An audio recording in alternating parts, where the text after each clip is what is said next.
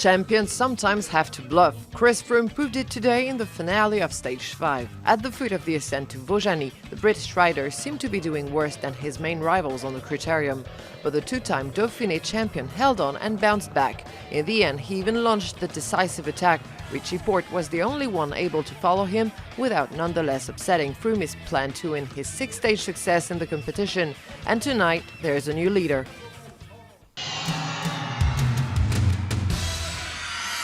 The uphill false-flat finish of Stage 4 between Critérium and Belley was not an easy one to deal with. Vaujany started his sprint early but resisted the French competition's comeback. Julian Alaphilippe and Nasser Boughanni were second and third. Maxime Bouet hoped all day to take home a stage victory after he rode solo in the front. Vaujany climbed twice on the podium as he took the green jersey as well. Today offered a big battle in the mountain, not quite like the hardest stages of the Tour de France, but a good rehearsal on some steep portions, for instance in the climb to Vaujany.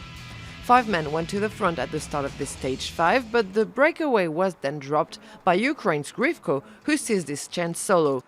However, Cyril Gauthier, Enrico Gasparotto, Dyer Quintana and Bartosz Uzarski counter-attacked.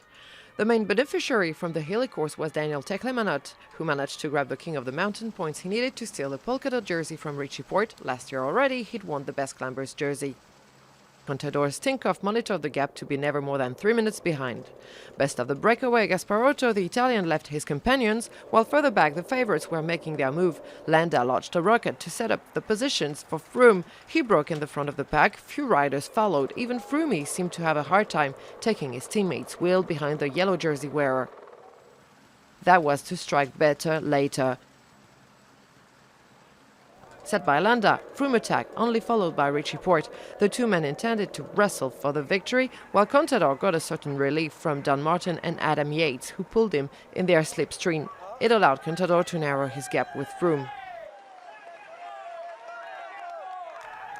The Sky leader crossed the finish line ahead of Richie PORTE 19 seconds before Yates and Martin. Contador ended the stage 21 seconds further.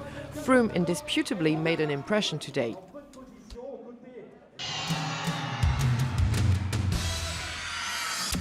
To be at obviously this level, this point in the season, just before the Tour de France, to get a win like that, that's a really nice feeling.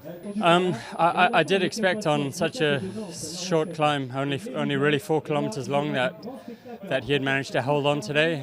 So I was a bit surprised with that, but yeah, I mean, if I've learned anything about racing against Contador over the years, it's that he never gives up and he only bounces back after a day like today, even stronger tomorrow. So yeah, let's see what he's got tomorrow.